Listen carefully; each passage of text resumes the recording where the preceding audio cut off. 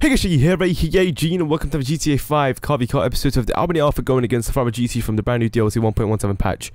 Now, these two cars rank up pretty close to each other within the top 25 cars in the game.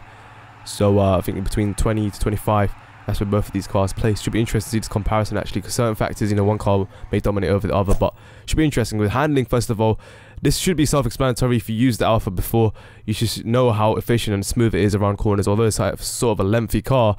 But it's still very smooth and it's very comfortable to take these corners, very predictable as well. It's very comfortable over curbs as well when you hit the apex with two apex cornering, whereas the Furore GT sort of kind of hesitates and a little bit of, there and there, a little bit of agitation that cause to the car, and this may cause a tendency to oversteer if you slow down way too much. And if you're going at high speed, like I said, it's not as comfortable, and controlling the car does require a little bit more attention to pull off this car properly to the maximum potential. So certainly for handling, the Alpha's going to get a point here. And definitely for efficiency, the Alpha will definitely smash the Furore out the window for handling, taking corners at high rates of speed. So for acceleration, you see here the Furore GT does take off, although the Furore GT's acceleration is rather slow as it gets started, as we've seen from the previous comparisons. The Alpha's even slower. But at this point, I thought the Alpha would probably challenge or whatnot, maybe stay close to it. But right off the bat, the Furore GT just heads off with its speed. It just keeps going and going, and the gap increases further and further, and Alpha has no chance.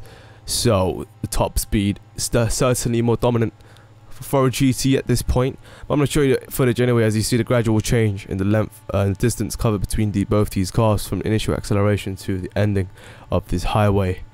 See how we're sort of going past the finish. I don't know why the finish is there, man, but I was sort of lazy. But this is sort of the perfect place. I should have initially done this from the beginning of the series for testing top speed, because I might actually go back the beginning of next gen and redo the episodes which I've initially done in the past, because looking back, those episodes aren't that great when it comes to actually giving you information about what actually matters with these cars. So I'm going to make sure I provide that content there for you, so fill in the gap. So talk right now, you see Alpha's going to dominate as you expect.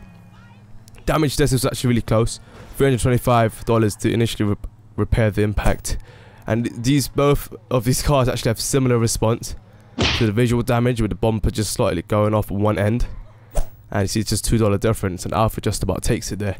Customization, Alpha does smash it, because it does have somewhat decent options from the DLC, which I remember way back came along with other cars. It's nice to see those kind of DLCs, but this DLC this time, no modifications like we see yet again on the Furore GT, is very disappointing. The mods, at least a spoiler would certainly make a difference for the handling, but unfortunately that's not the case. Now on the lap, this is interesting because we know the Alpha is rather dominant when it comes to handling, so you can take these corners at a higher rate of speed compared to the Furore GT.